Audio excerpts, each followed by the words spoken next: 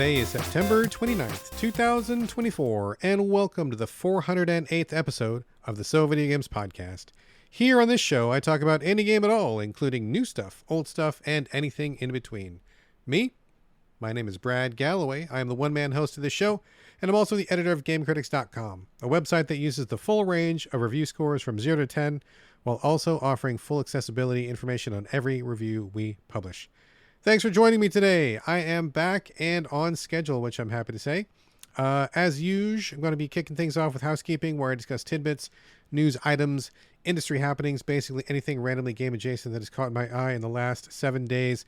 We'll get to that in just a second, but I want to just take a moment here to talk about mortality, aging, life, biology, all that stuff. It's funny. If you listen to the podcast, regular listener, been listening for a long time, you probably know I'm 48 right now. I'll be turning 49 next year, so getting close to the big 50. And I've seen some people on Twitter recently talk about this issue where they say, it's kind of a longer thing, but basically they're saying the way that the United States looks at people, the way that we think about retirement, the way we think about our lifespan is really twisted, because we've got people thinking that they should be working until they're at least 50 or 60. You don't get like your quote unquote retirement benefits from the government, Social Security, until you're like 65 or 67. And in America, we kind of just think, oh, okay, well, I'll hit that age and then I'll just retire and I'll live out the last, I don't know, however much you got left. But we're kind of tricked into thinking that you've got more left than you do. I mean, statistically, I think people in America, well, men in America anyway. Well, let's check real quick. Okay, so through the magic of podcasting and Google, I just realized that the statistical lifespan of a United States American male, just in general, is 74. So let's say 75, just, to make it easier on the math here. So, I mean, think about that. If in America you keep thinking that you're supposed to be retiring when you're 60, 65, that only leaves you, like, statistically, like 10 years to be alive where you're not 9 to 5 grinding. And at that point, honestly, you're probably going to be pretty old. You're going to be tired. You're going to be kind of probably not at the top of your game, right? So, like, let's say, for example, I was talking to my wife the other day, and I was like, holy shit, I'm 48, going to be 49. She's almost exactly the same age as I am. And I was just thinking it's funny because we keep thinking that when we hit 50, that's like halfway. But, like, that's a fallacy. Very few people in America hit 100 in good health. And you're probably better off thinking that you're probably going to hit 75, right?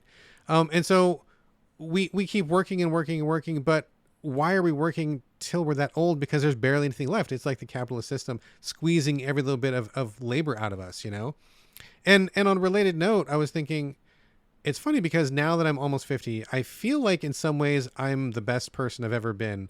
I've learned a lot of life lessons. I feel like I've done a lot of work on myself to be a better person. I think about other people. I help other people out. I'm a source of support for many people in my community. I know more things than I've ever known before. I know how to do things. I know how to work the financial system. I know how to, cook things. I know how to take care of people. I'm more capable than I've ever been. Right. And I mean, that goes for many other ways, right? I've seen lots of movies, and so I feel more intelligent about media and games. I've written some things. I work with a lot of people from a producing standpoint. So I feel like in some ways I'm only just now feeling like I'm at the height of my powers. But physically, I'm dude, some days I feel fine. And some days I'm oh my God, my lower back is terrible and I'm losing muscle mass and eyesight is terrible. Oh man, just FYI, in case no one's told you this, your eyes fucking nosedive when you hit 40. I know it's kind of a cliche, but it's hard to really comprehend how bad your eyes get once you get older. The lenses in your eyes get stiff. They don't focus anymore. And real talk, I've got 3 different pairs of glasses for different situations that I'm in. So I guess it just sucks that now that I feel in many ways I am more prepared for the world than ever, more capable, more ready to do good things, more ready to help more people, more ready to be a force for good. I feel like my body's getting ready to pack it up. And I'm fuck, what? Fuck that. That old phrase, which is just a cliche, but it's also true. Youth is wasted on the young. I mean, wow, true. I wish I could go back to being 20, knowing everything that I know now, and think, wow, how much more things could I do? How much more good could I exert on the world? How much more change could I affect? Oh man, it's just really a bitter irony of being a human being here on planet Earth that we age the way we do. It takes us as long as we do to learn the things that we do. It takes us so long to grow as people. Grim. But anyway, getting back to the original point. Yeah, hopefully take a minute and don't devote 3/4 of your life to the man working 9 to 5. Hopefully you find moments that are joyful for you. Do something that's worthwhile. Do something that you grow from. Something that makes you feel like your time here on Earth is worth it. Find a partner. Have a kid. I don't know. Fish. Have pets. Like draw, paint, make music. Whatever it is that you like to do. Like, do that thing. Don't wait until you're going to retire to do that, because you've only got like 10 years left if you're a statistically average American male. And if you're not, the numbers vary. But basically, I think that concept holds true. Don't wait until you, quote unquote, retire to do the stuff that you like. Fuck that. Like, do that stuff now and work less, enjoy your life more, try to be more present here on planet Earth. Because, even if you live out to be 100, life is still too short. So cherish what you got. That's been on my mind lately. Sorry to start off the podcast so grim, but I did feel like I needed to get those thoughts out. Hopefully you're not depressed now. No, don't go. I see you're reaching for the podcast style. No, stay. I swear I'm going to talk about games. Okay. Got that out of my system. Just had to say that we are going to be moving on to housekeeping. And I have no housekeeping. Huh. What the fuck? Could have swore I jotted some notes down there, but I guess I didn't. That's fine. I've got plenty of stuff to talk about in the main portion of the show. The only thing that I do know that offhand happened was there was like a Sony, I don't know, state of play or showcase or whatever the fuck it was. I didn't have time to watch that because I was really busy with life. Gosh, I don't know. What did I do? Nothing. Whatever.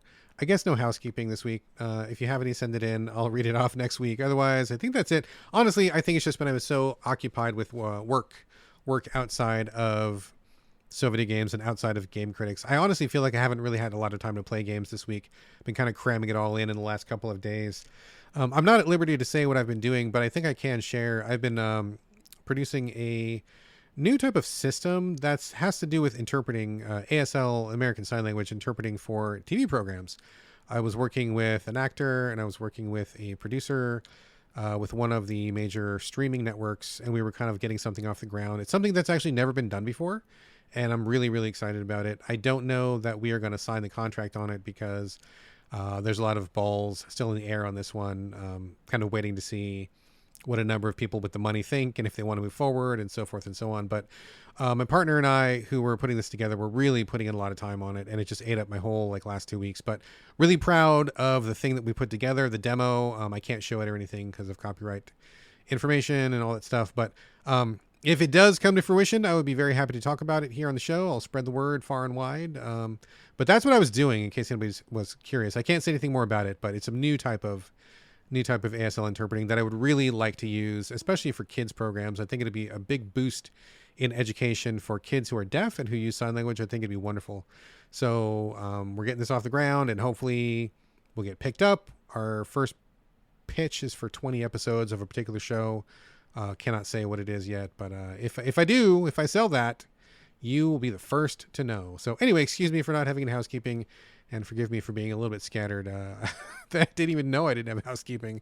Whatever. We're moving on. We're going to be doing the rest of the show. Before we get to the main portion of the show, just a quick reminder that you can help support this podcast by going to patreon.com/the Videogames podcast. Every little bit helps with the cost of hosting this show. And also a huge thanks to all of our Patreon supporters who are already putting their money where their ears is. Also, heads up, there is a Videogames Discord, which any listener is more than welcome to join free of charge. If you want to join up and continue this conversation after the show, just shoot me an email and I will send you all the details. Come on in. You are more than welcome. Okay, let's kick off the main portion of the show with some circle backs, where I bring back a game I've discussed in greater detail earlier on another episode, but I'm not going to get into that same level of detail here. I just want to circle back and talk about what I think of it now, what happened, updates, did I finish, did I not, etc., etc. Okay, I've only got one circle back to start off the show today, but it's for Capes, a game that I originally reviewed 5 or 6 months ago. It's a turn-based tactics game, kind of similar to XCOM, in general, starring a new original team of superheroes in a city that has been taken over by corporate interests. These heroes are fighting back to save the day.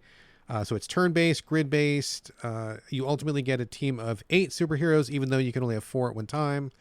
And this was a favorite of mine earlier in the year. But what happened was, when the game launched, it had this really strange puzzle-like quality to it, which I think was kind of unusual. I get what the developers were going for. I think they were trying to like leverage the synergy that can happen between heroes. For example, you'll have one hero, her name is Rebound, and she teleports, and she often can teleport and backstab somebody. Now that's cool and a good power, but if she's near another hero, she can like augment her powers because they do teamwork. So for example, if she works with Mindfire, one of the psychics on the team, he can make the enemy turn his back to Rebound. So let's say, for example, Rebound can't get to this guy. He's too far away or he's looking in the wrong direction or something. If she's close enough to Mindfire, Mindfire will make that guy turn around. So he mentally commands him. He turns around, the back is exposed, and then Rebound comes in for the backstab. There's another guy called Facet, who's like the captain of the team, basically. He's like a tank covered in these green crystals. If Rebound is near Facet, he will create a special like stabby ice pick crystal for her, and she'll use that instead of her normal knife, and it does like twice the damage or something. So I think that the developers originally crafted these levels to make the players think about these synergies, to think about team tactics in a way that honestly is pretty unique in the turn-based tactics genre. I have not played anything that was quite like this. I've seen, team ups before, combos, that kind of thing, but not like this. This felt like a unique thing, and it was cool in practice, but the reality was that it was very difficult to do sometimes. It really was very limiting, and if you weren't leveraging these synergies all the time, you get overwhelmed pretty quickly because the level of difficulty was like crazy steep, and there's often way too many guys in each level. I think at one point, like in one of the levels I hated the most, I think there was something like 24 guys in the level, and that was just to start, and you had a team of 4. So you were already outnumbered like 6-1 basically, and it was just like a nightmare. I felt like they really grossly misjudged the level of difficulty. So I put it on pause. I felt really kind of bummed about the whole thing because I really did like it until it got too hard. And I mentioned on a previous episode, they came through with this giant ass patch, like huge patch. They changed almost everything in the game from top to bottom. They heard the feedback and they came back and reduced the number of enemies. They reduced the difficulty. They gave you a couple more difficulty levels. They changed how the experience system worked. They changed how the synergies work. I mean, basically, it's the same game, recognizably the same game, but they tweaked and fiddled with so many things that it's just an entirely more playable experience, way more favorable, way more easy, more room to breathe, more room to experiment. It doesn't feel like one wrong move will throw you into a cascade of failure. So it was a huge patch, huge patch. I can't even imagine how much work that must have been. They got it off the ground. They did it. I heard about it. I went back to the game. I checked it out, and it was just like night and day better. 100% better in every aspect. It was playable. It was fun. The core ideas were still there, but it just didn't feel like you were playing in handcuffs the whole time. I ended up finishing the game, and I thought it was just fantastic. It's easily one of my favorite tactics games this year. It was already like really great, except for the difficulty. But now that it's been patched, it's fucking awesome. I really love it a lot. I think Capes is amazing. I haven't seen a lot of people talk about it. I know a lot of people bounced off it the same way I did, and I'm not sure how many people came back, which is a shame because I feel like it's absolutely worth playing. It's definitely going to be in my top 10 of the year now that the patch has been out for like a month or so. So just wanted to circle back and just let people know Capes is kind of the shit. I appreciate that they didn't get it right the first time, but that's fine. We're all human. They responded to feedback. They heard the feedback. They made changes. It must have been an incredible lift, but they did it, and I think the game is so much better for it. So like I say here on the show, the best time to play any game is what? Yeah, that's right. 6 months after release, and this is just one more example of that. It was okay when it launched. Not the greatest, but it was okay. But now it's superb, and it's been at least like 6 months since release, so I am proven correct once again. But Capes, I love it. I think it's great. If you like tactics, XCOM, turn-based stuff like that, you're probably going to love it too.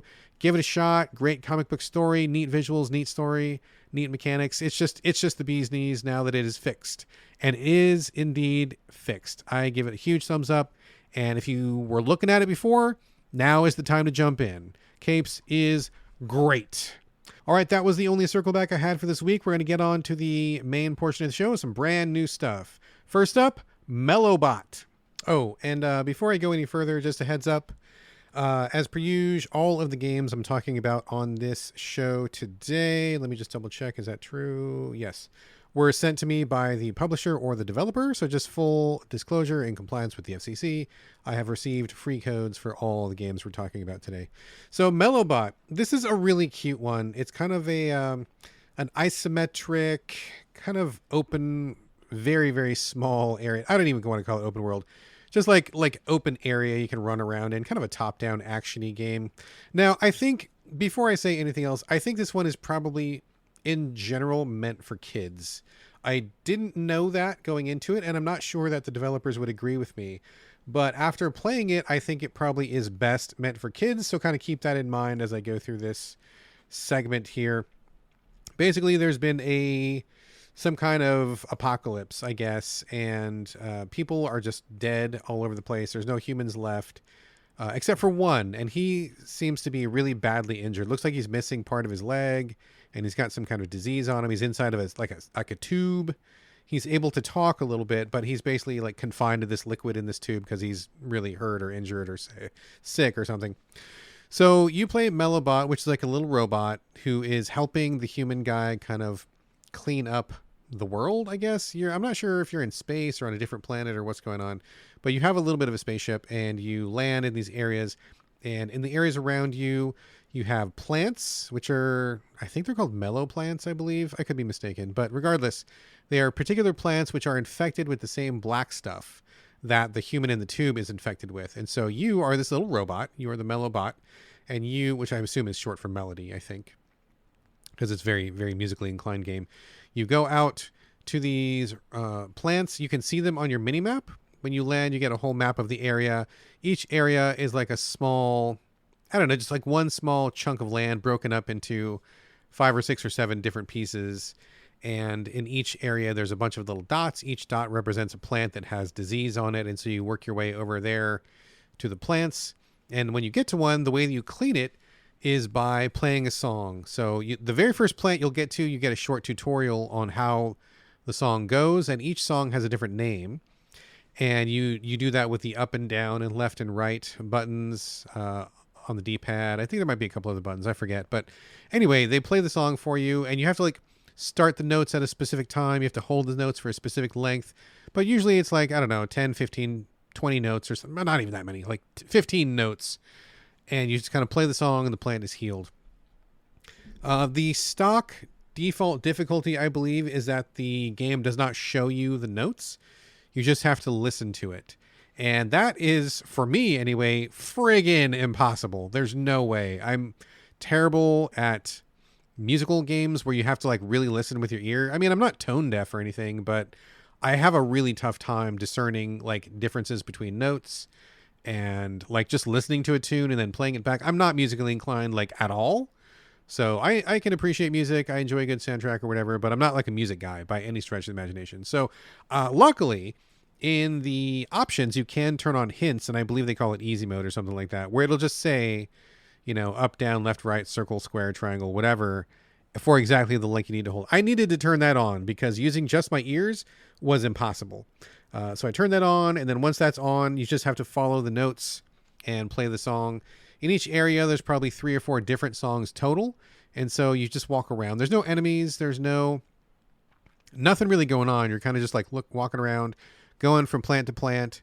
You'll come across like a little data log every once in a while that tells you some history about the ruined world that you're in. You can read those when you get back to base or whatever. And then you clean up the plants. And after you clean up a certain number of plants, a boss robot will show up. And these robots are somehow harvesting the goop or whatever that's on these plants that's making them sick. The robots are somehow getting something out of it. And so you'll hit like this boss robot. And I think I fought total, I want to say 3 of them, maybe 2, maybe 3. They were all basically identical looking, even though their attack patterns kind of differed. But you do a little combat with this boss robot, and then you get back to healing the plants, collecting data logs, going back. And when you get back to home base, you can, I think it's like every time you beat a boss, I believe you get 1 experience point, and you can put that into your stats. Things like having a little bit more health, your attack, which is a kind of like a charge up move. It's like a hold a button down, then let it go, and it does like a shockwave or something. That can do more damage. Your dash can do, it goes a little faster, it goes a little further, something like that. Like really like basic stuff, really basic stuff. All of which kind of leads me to believe this is kind of like a kid's game because there's not really anything going on in the world that you have to be careful of until you get to a boss, and those are pretty well telegraphed. There's no danger. You just kind of just do the play the songs over and over and over. It feels like something that's appropriate for a small child. And I don't mean this to be like insulting or critical. I could easily imagine like a young kid being, this is like really awesome and fun because it gives them a chance to learn what to do and then repeat it over and over successfully, building up their skills, building up confidence. I think it's a great curve for kids as long as they can get the notes down. I did find that some of the songs, I think as I got to like the second or third world, were actually a little tricky. Like they were very precise, and I started like failing songs even though I had the notes, just because my timing was just like very, very slightly off. So that, a little bit of an eyebrow raise. And then some of the bosses, I think the second boss and the third boss, I believe, were a little bit challenging to where I can, like, not for me. I mean, like, I blew through it, no problem. But as I was playing it, I was like, okay, if I was going to put this in front of a small child, I could imagine them having a lot of fun going from plant to plant, cleaning up the plants and playing a little song. That's fun. But then I can imagine them getting pretty frustrated at some of these bosses. They were kind of tough for a kid. And this would be the part where I would imagine like my son would be like, Dad, come do this for me, or something like that. So it's really cute altogether. I think it's very clean looking. I think it's very well presented in general. I will say the tutorial was real bad. Tutorial was not good. But once you got past that first 5 minutes of the tutorial, like it was all fine. Like it's easy to read, fairly intuitive. The map was good. It made sense. Like, no problem. Terrible tutorial. But after that, like it seems just really nice, cute, endearing. But for me, ultimately, like if I was to judge it by my adult criteria, it got pretty repetitive pretty quickly. It was too simple, too shallow. Weird disparity between not much going on in the world and then the bosses being kind of hard and the music getting to be very precise. So kind of weird. I think they meant this for kids. And I think if they just tune it down just like one notch, it would be a really great kids game, or maybe a perfect game for a parent and a child to sit down and play. I think there'd be a lot of fun to be had with that. For me as an adult, no, it doesn't cut the mustard. But again, I don't think it's really supposed to. At least that's my gut feeling anyway. If this is a game intended for grown-ups, then I guess that's a different discussion. But overall, if you take it as a kid's game, I think Melobot is really cute and a good recommendation. Just, if you're going to put this in front of your kid, make sure that you're around for the boss battles, or you may need to give a pointer here or there. I don't think it's easy enough for a young child to kind of get through it all on their own. But then again, some kids beat Dark Souls, so what do I know? I don't know. It's possible. It's possible. So Melobot, I think it's a great kids game. There you go. Next one. Astrea, 6-sided oracles. This one is weird to me, folks. Very weird. This is a roguelike, very much like in the vein of Slay the Spire, where you have a character. I think there's ultimately 6 characters to unlock. I've only got the first character unlocked right now. Still working on some runs with that character. It is an owl, and you are in this world. I don't know, magic, something. It doesn't really matter. But like as you play the game, you have dice. You collect dice. Each dice has, of course, like 6 faces to it. And then there's different kinds of dice. So you start the game with your quote-unquote beginner dice. You think you have like 3 or 4 of those. And then you go to a map that looks just like the Slay the Spire map, where you start off at the bottom of it. And then like there's branching paths, and you can see up ahead, like if you go left, it's a item. If you go right, it's a battle. And then you get to the next set of paths, and it's like one will be extra hard boss battle for more rewards. One will be get a artifact or a relic, and the other one will be get money, and then the next, kind of like branches. You can see ahead of time what you're going to be getting, so there's no real surprises, although there are a couple nodes that say question mark surprise, and of course that could be anything. But if you've played the Slay the Spire or any of the recent kind of like deck building roguelikes, it's exactly the same kind of map, which is fine. It's a good system that works. But these dice, so I guess I'm not exactly 100% sure of how the dice work, and that's kind of true of the game overall. You set off on this quest, and you get to your first fight, and the first character is like, I believe he's like an owl, I think, and he's like a scholar owl. So he's got regular dice, but then he's also got dice that are perfectly matched to him. It's kind of like in the weeds. I don't really want to get like in like the mega detail of it, but suffice it to say that all the characters have their own twist to them.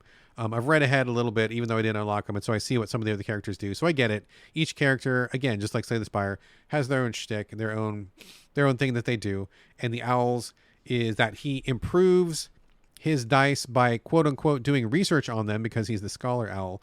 So if you roll one of the research dice, it gives you a buff. That buff can be applied to one of your other dice, and so you're hitting for more damage.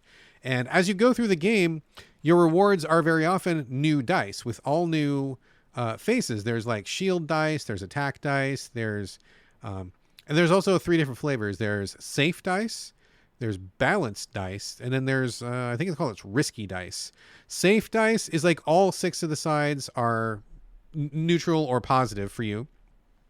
Balanced dice usually have like 2 negative outcomes and 4 positive outcomes most of the time. And then the risky dice have 2 positive outcomes and 4 negative outcomes.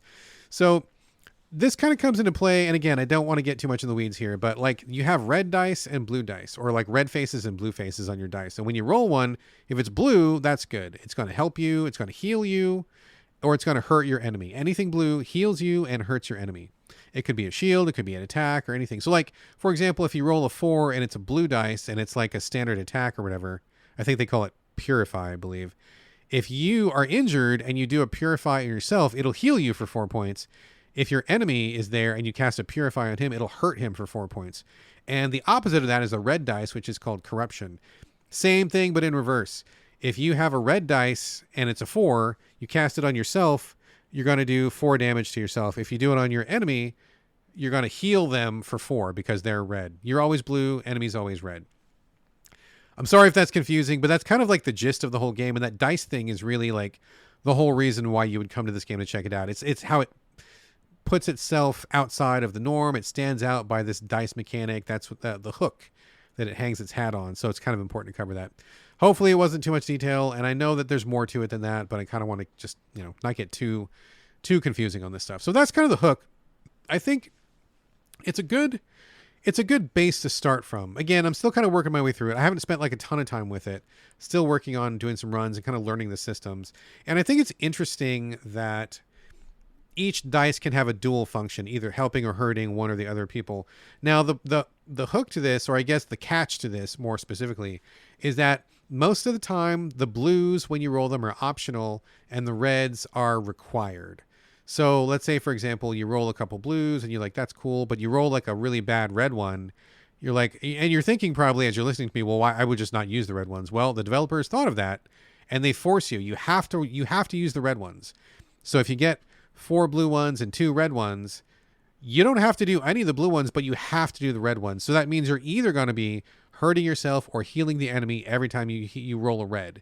So there are ways to mitigate that. Each character has their own mitigations. Sometimes you can turn a red to a blue. Sometimes you can change the value of it. Sometimes you can re-roll. So part of the game is about like dice mitigation and the RNG that comes in with dice. So you cannot count on rolling blue every single time unless you only stay with the quote-unquote safe dice, which you can do. But from my observations in general, most of the safe dice are pretty low power, and I feel like the difficulty of Astrea ramps up pretty quickly. So if you stay with the safe dice, I don't think you're going to have enough gas in the tank to keep going and beat like the bosses at the end. I've had a couple pretty close calls because I am playing pretty conservatively. I'm not much of a gambler, and so I tend to stay on the safe side, but I really quickly saw that the safe dice just don't have the juice. I need more attacks. I need more damage. I need more protection. And those are usually found on the risky dice. So let's say, for example, you've got a safe dice. It'll have 6 sides, and it'll be like, if this is an attack dice, it'll be like 1, 1, 1, 2, 3, 4, right? And so like each of those are damage points. If you get a risky dice, it'll be like 4 damaging sides, but the 2 sides that you want are like 15 or 20 damage each. So you can see like the risk reward, right? You may not want to roll one of those reds if you take a risky, but if you get the blue one and you get the damage, 20 damage is a hell of a lot more than 1 damage. And so that's why you would want to take some of the risky dice. So it's about risk mitigation. It's about, trying to like stack the odds in your favor. I think it's a good system in general, but I feel a little bit at a distance with this one. Number one, I think the art style is nice, but it's something about it. It's like it's so nice it's kind of putting me to sleep. It looks like a storybook, like it's very pastel colors, kind of soft shapes, and it just kind of is very soothing, which could be great if you want to go to bed. But like as I'm watching it, I feel like it's very just kind of, it's too gentle looking, I think. It doesn't quite draw me in visually in the way that I want to feel. Like I don't want to feel activated. I want to feel like, like I'm in combat, and it doesn't quite clear that bar for me. I think the other thing that kind of keeps me at a distance is that it's not as easy to read at a glance as some other roguelikes are. Like, for example, Slay the Spire. You see which enemy is going to hit who for how much and what attack they're going to do. It's all right there on the screen. Very easy to read, right? So in this game, when the enemies are on screen, you see the dice above their head, but the dice has like numbers and little symbols. And I'm still pretty new to the game, so I don't remember what the symbols mean. And so I'm constantly like mousing over to see, okay, what does this do again and how much? And sometimes it's not just your character. Sometimes you can have up to 2 helper characters. And so I'm like, are you hitting me? Are you hitting my helper? Who's this? Where's this attack going? I don't get what's going on here. And you have to like spend a lot of time parsing through the information that's presented on screen. I mean, I believe it's all there. I don't think they're hiding anything, but it's just not like at a glance as I like for games like this, especially when you're like learning the rules. And so I feel like I'm constantly not quite sure of what the enemy is doing. And so that's kind of a bummer as well. Overall, though, I mean, I think it's really clever. I'm still playing it. I'm going to try to get through it, unlock a couple characters, maybe complete a run or something. But, you know, is it going to be like an all-timer for me? I mean, probably not, but I think it's trying something new, which is great. I think people trying to do a game like this with dice has value. I kind of want to like be able to adjust the dice and like change what's on each face of the dice. There was another game I played recently where you could actually completely change your entire dice to make it suitable for what you wanted it to do, which was a great mechanic. And I was hoping this game was going to do that, but it's not. You have to take the dice just as it is. So you're constantly going through your collection of dice. What do I want to keep? What do I want to get rid of? What do I need? So I think there's a lot here. I think it's substantial. I think the systems are good. It just hasn't really felt effortless. It hasn't really felt as flowing and as also as gripping as I really kind of want it to be, which is a real neat trick to pull off. I'm not sure that just anybody can do that. So I think Astrea 6-sided oracles is actually pretty cool. I'm going to just digest it more. I probably will circle back on this one. I feel like I just need to spend more time on it to really immerse myself. If I memorize the symbols, maybe that's good enough. Once I get to a higher level of comfort with it, I think I probably will be able to glean more from it. But so far, I think it's definitely worth investigation if you like Slay the Spire or any of those like type of like deck building type roguelikes. I think this is right in the pocket of that. So I guess TBD for now. I will probably circle back. And that is Astrea 6-sided oracles, playing it on the Switch. And by the way, it is a good fit for the Switch. I think it's looks good on the screen, controls well. So don't be afraid of getting on the Switch. I think that's fine right there. All right. Next up is a pretty interesting one, kind of mixed results, but really super interesting. It's called Closer the Distance. This is, gosh, how do you even describe it? It's like a narrative game. It takes place in a small village, and I feel like it's in, I don't know, Scandinavia or something. Like, I've played several games that are from that part of the world, and they usually have a very small village closely built together, and they're on like a remote island. And this seems to fall right in that pocket, even though I don't think it explicitly says it's in Scandinavia or something like that. So, but anyway, it does not feel like it is an American game. It doesn't look American. The script doesn't sound American. I'm sure that this is from another country, which is great. I love games from another country. So again, this is a narrative. It takes place in this small Scandinavian type village. The basic structure of it is really interesting. Gosh, I'm struggling to even talk about this because it's such a weird game. Let me talk about the kickoff of the story. The kickoff of the story is that you're this girl. I forget what her name is, but I think it's Connie. That's right, Connie. She's at her house living with her mom and her dad. The presentation looks very like Sims. You're getting like a cutaway view of a house. You're kind of isometric. People are kind of walking around. You have a menu that you can flip through that tells you everybody's joy level, their hunger level, their tiredness level, their emotional state. So you can kind of keep an eye on everybody in the village. And I think altogether there's like 12 people or something like that, 10 people, give or take. So you start off and it's very strange. It's very strange because this is not a spoiler, by the way. Your sister, I forget what her name is, she goes off and she gets killed in a car accident. And so as the game begins, you're kind of by yourself in your house in this Sims presentation. And then your sister talks to you. And I couldn't for the life of me figure out why. I was very confused as to why your sister's spirit is talking to you, because it just kind of like is accepted. Like the Connie, the main character, isn't in shock. She's not surprised. It seems very matter of fact.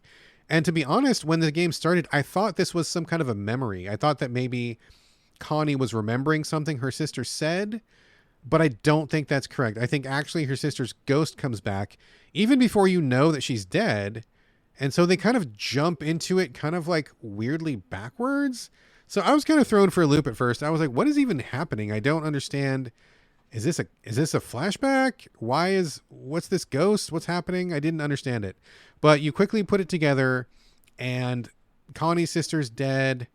The village gets together. They say, hey, we lost somebody. Everybody in the village is grieving, which again is kind of another clue. This is not an American game because that doesn't happen in America, at least not like that. And so from that point on, it's just, it's really strange. It's really strange. So they want to tell the story. I believe the point of this game, Closer to the Distance, is to tell the story of how this village is dealing with the loss of one of its members. Small village, seems to be tightly knit. I'm sure they all know each other extremely well. I mean, when there's like 10 houses in your village, you probably know everybody, right? It would be really weird if you didn't at least know your neighbors very well, because they're like right there. It's like a postage stamp. So I think the point of the game is that they want to talk about how grief is processed, how each individual copes with it, how they deal with it. Now that's great. I love that idea. I think that idea is amazing. And with the Sims type presentation and a little menu, you can flip through each character, push a button, the game will warp you to where they are and you can see what they're doing. And so like there's a little kid, a little boy, he looks like he's like 6 or 7. I go to his tab on the menu and it says he's confused or something like that. I click on the button, he's like watching TV on his couch. Okay, cool, that's what he's doing. And then I click on this other lady, this other I don't know, middle-aged lady. I'm not sure how old she's supposed to be, but she's like working in her garden and she's like anxious and she's hungry or something. And I click on the button. She's in a greenhouse working in her garden, doing this other stuff. And so you kind of follow this around. You'll get little alerts on the screen sometimes to say, hey, something important's happening over here on the menu. You click on the menu. Whoever's got like a red exclamation point, some event is happening. You click on that, and it's very often a discussion between other people. Now, the main character is ostensibly Connie. She's the one who you are directly controlling. You can tell her where to go. You can choose choices with her. But everybody else, you're just kind of observing. And so when one of these events happens, you click to it, and it's just like a discussion between 2 or 3 people. Like in one point, it was Connie's mom, Connie's dad, and like this other friend who had a car. And you click on it, Connie's not there, but you're just seeing what happens in another part of the village. And they're having a discussion about somebody said something that was gauche and they're upset about it. And they're kind of like having a little squabble, nothing major, but you know, so you're seeing, okay, so that's the dynamic happening between these 2 people over here. And then you'll click on another person will have an event and you click on that and Connie's not there as well, but you'll see it's like between a husband and wife and the husband's like, oh my gosh, I wish you had said so-and-so. And, you know, the spouse is like, oh, I'm sorry, I didn't mean it that way. And so you're kind of learning a little bit about their dynamic when Connie's not there. So I like this kind of God's eye view idea that you're kind of getting a little glimpse of things happening all over the village. But at the same time, I had like zero buy-in to this game. It was really strange. So part of it is, I think that, like I said, I think this is an international game, which is fine. But the script, the English localization is not great. There was a lot of like real weirdness going on. A lot of these lines didn't make a lot of sense. There was a lot of talk about wool and knitting, which I guess is fine. And you can use that as kind of like a symbolism in your script, but you got to kind of set it up a little bit better like that. The whole, like a lot of these like felt very awkward, very disconnected. You know, like sometimes, and also sometimes the Sims aspect of it would come in that was really weird. Like I was in a room, Connie was trying to talk to, I think it was like the mom, and the mom was like, where's Connie? Where's Connie? And I'm like, dude, I'm literally right next to you. And then the dad said, oh, Connie's here. And then all of a sudden the mom could recognize me, even though I had already been in the room. And so it just felt like they were artificially like not knowing I was there until they knew I was there. If that makes any sense. Like it didn't feel organic. It didn't feel like I was interacting with these people. It felt like I was kind of queuing off dialogues in a really weird way, but also the dialogues were not great. Like a lot of very awkward stuff. Now, the other part of this that kind of I bounced off of was, keep in mind, your sister, you're the main character, Connie, your sister is the one who died, right? And so the other part of this that I think is perhaps lost in cultural translation is that the main thrust of this game is you, Connie, the person who has just lost a sister, has to go around to the other people in the village and take care of them. And I'm like, okay, wait, this is breaking my brain. as an American, this makes no sense because in America, I would be sad. People who knew me or my family would come to me and bring me a casserole or a cake or something or, whatever, and say, oh my God, I'm sorry for your loss. What can I do? And they would like come to your house and check on you. But this is the opposite. Your sister just died, and so you're going around to like help other people in your community. And it took me a while to be like, what? This is so strange. I don't understand what's even happening. And there's not really any even dialogue or explanation about it. Like the game kind of assumes that you already understand this and that you're just rolling with this. And to me, I mean, I feel like I am not like a world traveler or anything, but I feel like I'm open and flexible and that I have enough basic ass knowledge about international cultures that I'm like, okay, so maybe in Scandinavian cultures, maybe that's the normal thing, right? Like for example, I have a friend, she is Danish from there, right? And she says that in birthday celebrations, they make stuff and give it away to other people rather than people giving them presents. And so that was in her telling of it anyway, that's like a normal Danish tradition. So I'm like, okay, so this is probably similar to that, right? Like you lose a family member and then maybe you're the one who's concerned about everybody else in your community. Feels backwards to me as an American. But that's totally fine. I can accept that. And that's great. I'm learning something, but it just felt really weird. And I couldn't get over the fact of like, why am I taking care of everybody? Like one of the dialogues is you go to check on that 6-year-old kid, and the game doesn't really give you much direction. It was just like check on the villagers. I'm like, okay, could you please be a little more specific? But no. So I pick somebody at random. I pick the kid. I go to his house, walk into his house, which is weird. He's on the couch watching TV, and I go, "Hey, what's up?" And he's like, "What? My sister's not here." And you're like, "No, I'm here to talk to you. How are you doing? My sister was your babysitter. Are you okay?" And I'm like, I mean, okay, I guess, but this just feels very strange, and I had a hard time connecting with it. So between the cultural divide that I feel like was not very well explained and the dialogue, which felt very just awkward and not normal in English, I had a very hard time connecting with this one. But I do want to say, I think it's a great idea. I would love to see a game like this like localized, and that doesn't mean the structure changes. Keep the structure, but like introduce it a little bit more, explain it a little bit more, maybe do a couple of cultural translations so you do things to make it make more sense to an American, or at least give me more information on how to deal with this material. It just felt very awkward and off-putting and unusual to me, and I just really kind of struggled with it on every level. It just felt so far outside of my own personal experience, which ordinarily is fine. But if you're going to give me something that's so far out of my personal experience, the script has to be good. I have to be able to read the lines and feel something and get where they're coming from, because humans are humans, right? Like I could vibe with somebody from France. I could vibe with somebody from Ecuador. I could vibe with somebody from, anywhere else, Japan or whatever. But we have to have like understanding of what we're talking about. If you can't understand what somebody's talking about, if they're saying weird things and the language just isn't able to be translated well, you're going to be missing out on a very key piece. But if you do have that language, then you can connect, right? Like you'll understand what they're saying, and everybody's human. So I think you can have a connection there. But with both of it being a poorly translated script and a cultural experience that is very foreign to me, I just didn't have a lot to connect on to. I felt very, very out of the loop on this one, and it was a struggle to kind of push forward. I felt very, very disconnected. So very interesting structure. I like the structure. I think the structure is a great idea. I would love to see more done with it.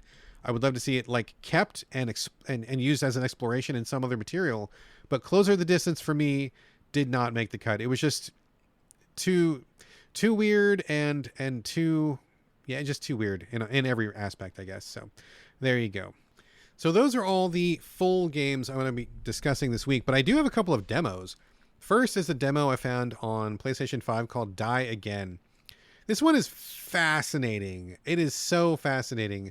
I don't know what country it comes from. I'm guessing Eastern Europe just based on the vibe and the tone. You can always kind of tell when a game comes from there. I'd bet any amount of money that that's where it's from. It is an extremely low budget, small team game. It's pretty janky and it's pretty hard to get through, but the concept is fucking gold. So basically, you're in the future, I don't know, something apocalypse, a disease happens, and this disease is a very odd one. What happens is, if you die near another person, your spirit will enter that person's body and kill them, and you will take over their body. Vice versa, if someone dies near you, their spirit enters your body, kills you, and they take over your body. So weird, and you're probably thinking, what does that even mean? How do you even implement that? So imagine a completely top-down experience, gunplay and shooting. You play one of these people with this disease. It's called like the blue blood disease.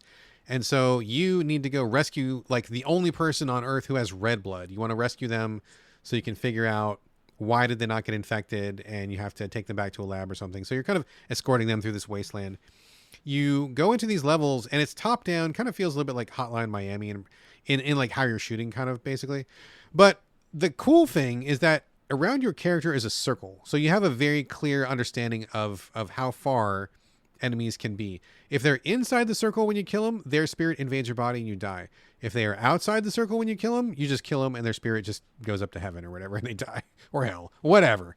And vice versa. So sometimes you're going to be seeing enemies in a room. You want to kill them. You got to make sure you are fucking far from them so they don't invade your body. So this like reverse spacing trick is interesting, where you have to get a beat on them, but then don't be too close and make sure that they're not rushing you, because if they get inside your circle, you're fucked. The opposite is also kind of a trick they use. So if you need to kill somebody, but you can't quite get to them, as long as they're within your circle, even if there's like a door or a wall between you, your character, and this is one of the basic mechanics, I apologize, I guess trigger warning for suicide, but your character will blow their own brains out. They will shoot themselves in the head, and their spirit will invade the body of that person that you are stalking. So even if you can't reach them, if they're behind bulletproof glass or they're around a corner or something, as long as they're within your circle, you shoot yourself, kill, blow your head off, and then your spirit invades their body. So it becomes kind of like this weird push and pull. How can you kill yourself? Can you kill them? How far are they? It's just a really interesting mechanic. I don't know that I've ever played anything quite like it. I think it's brilliant. I thought it was so interesting and engaging, as long as you can deal with the subject material and not be too bothered by it. I think just a really cool idea. The levels are kind of bite-sized, and between levels you go back to like a base camp. You can talk to other survivors, and they tell this, it's like a really interesting story where your character, I think he's called one of the ancients or whatever, and he's one of the people who got originally sick when the blue blood disease first hit Earth, and he's managed by careful behavior to not die this entire time. So every time you get old, all you got to do is kill yourself within proximity to somebody who's younger. Your spirit takes over their body, and you keep going. And so a couple people in the game so far, I think I've met two people, with your main character being one, two people who are ancients who have managed to survive for like 1,000 years by just transferring bodies, and being very careful to not be near somebody when someone dies near them. That's fucking fascinating, dude. That's a cool ass idea, which I love. I really want to explore more of that. But talking to people at the base camp is super boring, because they just stand there, you talk to them, you get a ton of dialogue. It's really like the worst possible presentation. The levels are really basic and janky, like low res, low graphics. Controls are fine. That's good. But like overall, like character models are really low poly. Graphics are nothing to write home about. Like I can't even remember any music, and the dialogue is really poorly presented. But the idea is fucking like $1 million idea. I could see this idea being implemented 1,000 different ways. It feels very different when you're playing it. It doesn't feel exactly like a shooter. It doesn't feel exactly just like raw combat. You've kind of got this whole like really enhanced situational awareness at all times in order to be successful. It's so fucking cool. It's really cool. I want to throw like $1 million at these developers and be like, okay, keep the idea, scrap all the rest, start from scratch, way better graphics, like way better storytelling. But this shit is just like, oh man, it's just such great imagination happening. It like really inspires me to like want to like explore this world a little bit and kind of explore these mechanics some more.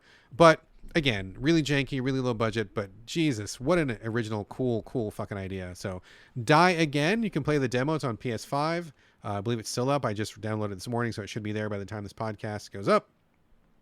Last game of the show is the demo for Metaphor ReFantazio, which is, oh man, that is a mouthful to say, and I don't quite know that it really sells the game. It sounds, if I'm being brutally honest, it sounds like a terrible title. I do not like the title whatsoever. But this is coming from the same people who make Persona. This is Atlas, and they are bringing their Persona vibes to a brand new IP, which honestly is fucking awesome, because I love Persona, or at least I loved it back in the day, right? I played a lot of the really old games that were just fucking brutally hard and really arcane.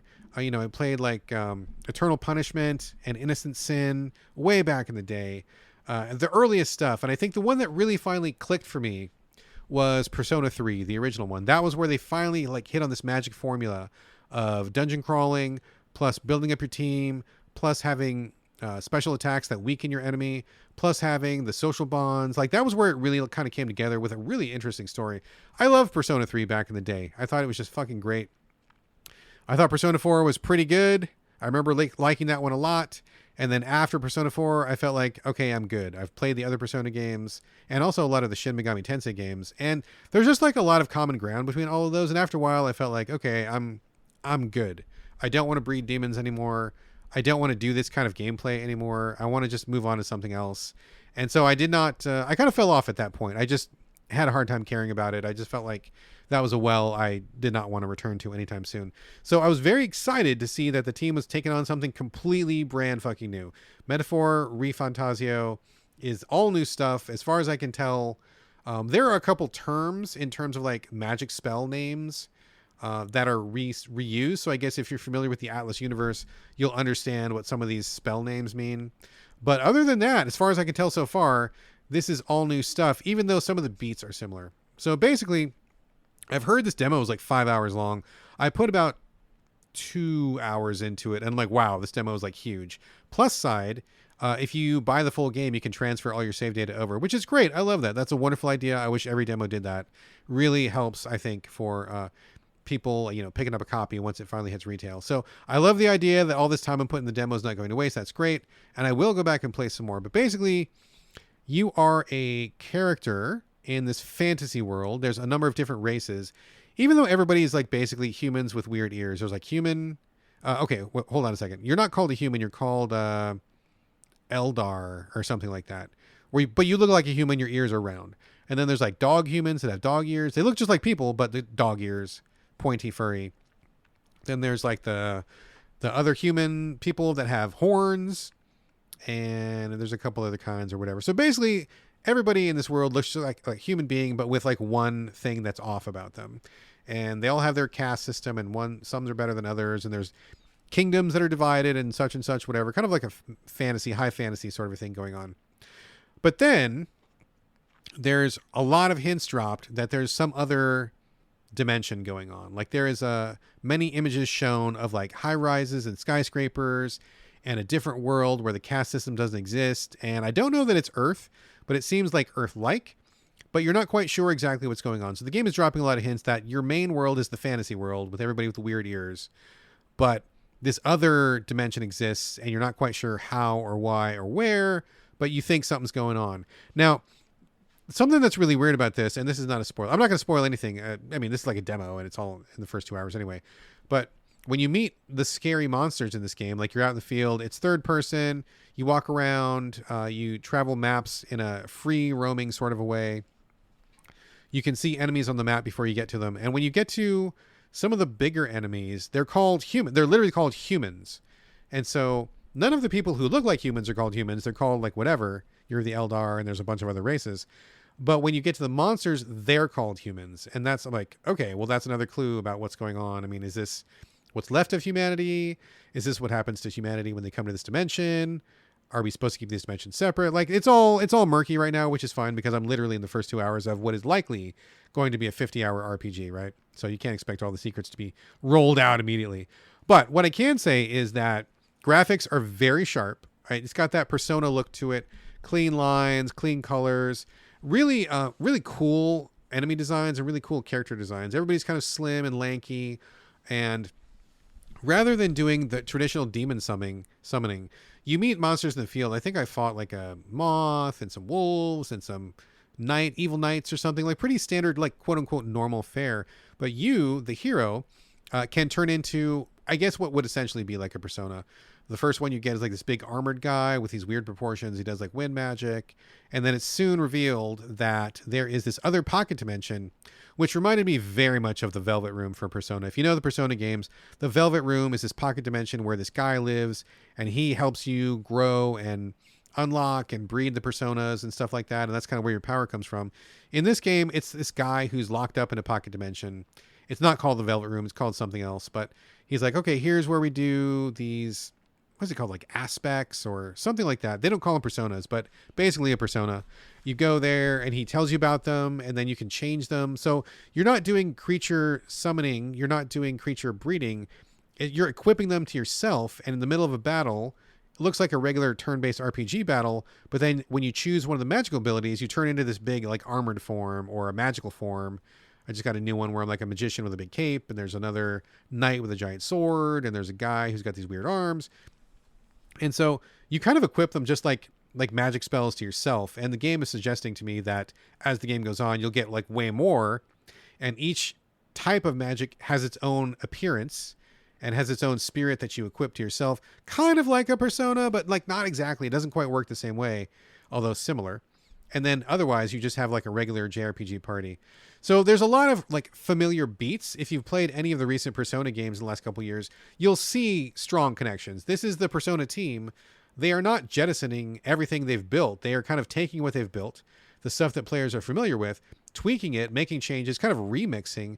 And I think so far I'm interested. I did not want to play another Persona game, but after playing 2 hours of this, I'm like, okay, I see where this is going. I see that there's differences. I'm curious about the story, and I'm curious about the system. The idea of simply equipping these aspects or whatever is good, because I don't want to talk to demons anymore. I don't want to breed demons or mix them or whatever. And so that's a pretty interesting idea, where it's kind of the same concept of being able to have mix and match abilities at your beck and call, but also not what they've done before for like 5 games in a row. So I think that's pretty good. I will say also the field combat stuff is pretty good. It's a system they've done similar in the past, where you're in the field, you'll see monsters, you'll tell at a distance whether they are below your level, at your level, or above your level. They're color coded. And the neat thing is, if you go up to an enemy that is below your level, you push square, you whack them, they're dead. They do not make you fight low-level fights. You get the experience and the items, but you don't have to do the fight. You just whack them, they're gone. That's awesome. I love that. You just blow through stuff really quickly. If you're power leveling, you'll just like just cannonball through the game, which is great. When you see enemies that are your same level, you can either do a straight-up fight, or if you manage to sneak up on them when they're walking around in the field, you can stun them, and then you do like a regular battle with your party. I think so far I've got 3 people in my party max. Maybe there's more later. And then if they're above your level, that's a problem. They will start off with an advantage. They might stun you at first, or maybe they'll get the first hit in. And so it's always kind of tricky when you do somebody who's above your level, but you know ahead of time. It's not a surprise. You can see them, you can plan for it, you can get ready. So I appreciate that. And I think it just works really smoothly. Also, as you might imagine from the Persona team, graphics are like off the hook. I mean, the menus are like wild. They're very dynamic. They look very like action swooshes from comic books or something, where like they're moving around. It's not just a static menu. Like that they have electricity, and they vibe with what's going on the screen. They come in, they come out, they explode a little bit. Like, it looks great presentation. I think you're never really static looking at the same kind of screen. Not like the old, like, you know, it's not like a typical RPG where you just like your guys on the left and bad guys on the right, and then you see the health bar above it. Like, I mean, that information's there, but the way it's presented is just really slick. Very, very cool. And the Persona team is good at this. They've been doing a great job of it for several years in a row, and this is no exception. It just looks phenomenal. So that's where I'm at with Metaphor ReFantazio right now. I think it's similar but different enough to get me interested again. Like I said, I didn't want to sign up with Persona again, but I think I might take a chance on this one. I only do maybe like 1 JRPG a year, and this might be it for me. Very curious to see what happens, seeing how the other dimension comes into it, seeing how the new powers grow and change. And there is a link system as well. When you meet people, it takes a little while to get there, but when you meet people, you eventually join friendships with them, and you kind of unlock, you know, similar to the social link system in Persona. The better your relationship, the better the benefits. I guess that works in real life too. Ha ha ha. So that's there as well. So it's not a complete sea change for the Persona team, which I think would have been really weird, but it is different enough and remixed enough and unusual enough to where I am curious again. I felt like the series was getting pretty stale for me, but now I kind of want to dig into it. I kind of want to explore. I want to see what else they've done and see what else is different. So pretty favorable impressions so far, except for the title. I think the title is terrible. Metaphor ReFantazio is a terrible title, but what I've seen of the game so far, pretty fucking impressive. So if you're a Persona fan, or you like slick JRPGs, or you just want a big JRPG to like kind of sink into, this one feels kind of like fire. So check it out. And that is going to do it for the main portion of the show. Oh boy, let's see. Now that I'm done with that section, just a couple non-game things to talk about this week, usually movies and TV, and that is true right now. First up, circling back on Scavenger's Reign. I'm pretty sure I talked about it last week. This is a sci-fi animated series, 12 episodes. Each episode's about a half an hour. I was watching it on Netflix, but I believe it's also on like Max and YouTube and I don't know, basically everywhere else you get your content. Scavenger's Reign was fucking awesome. It's like the best sci-fi thing I've seen in quite some time. Just to recap, in case you missed last episode, there's a bunch of people on a space freighter. Something happens, which I will not reveal, but they end up having to jettison out of the ship and take escape pods down to a nearby planet. They get there, and it's like the most fucked up, weird-ass planet. All the biomes are really strange. They're very, like, organic and fungal and aggressive, and it's just a really strange place to be. Lots of weird forms of life that have these strange life cycles, and so these humans end up crashing. 3 groups of humans end up crashing, and the series follows each group of humans as they try to survive. I'm not going to get like super into it, but all you need to know is that's a pretty good start right there. So we watched the whole thing, got to the end, and oh my gosh, it was just like, it was really fantastic. I don't want to spoil even a minute of it, but if you want this kind of like weird exploratory sci-fi, very mature, very well written, cool ideas, cool concepts, a great story of survival. Loved it from start to finish. Scavenger's Reign is fucking awesome. And again, like I said before, big shout out to everybody in the Gaming in the Wild Discord who sold it to me. They were the people who really like went on about it and kind of won me over to give it a chance. And it was right on. That was some great advice. So shout out to Gaming in the Wild Discord, by the way.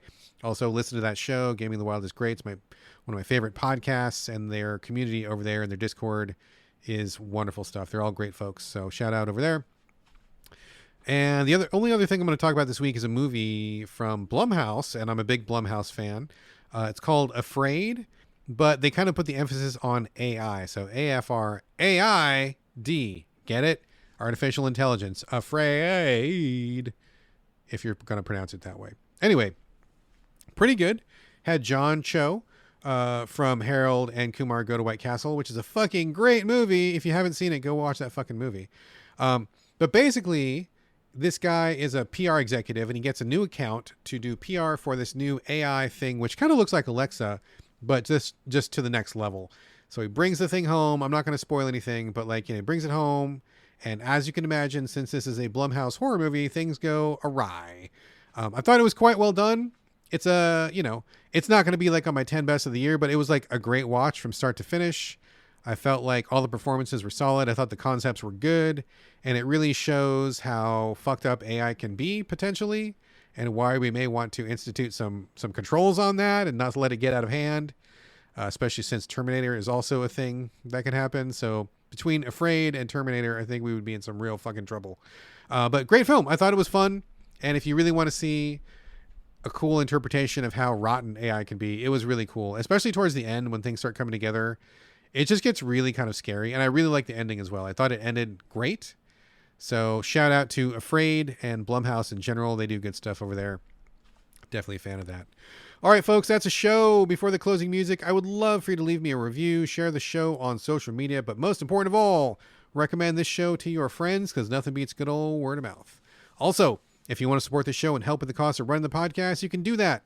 Patreon.com/the So Video Games Podcast. Even $1 helps. Even $1. And if you want to join the Discord, that is free of charge. And as per usual, I would love to get your questions and comments. Hit me up in the So Video Games Discord, or email me directly at sovideogamespodcast@gmail.com, or hit me up on the socials. You can find me on Twitter, Instagram, and Blue Sky. It's my name, BradGallaway, all A's, no O's. And that's going to do it for episode 408. Thank you again for joining me here on the So Video Games Podcast, and I'll see you next week.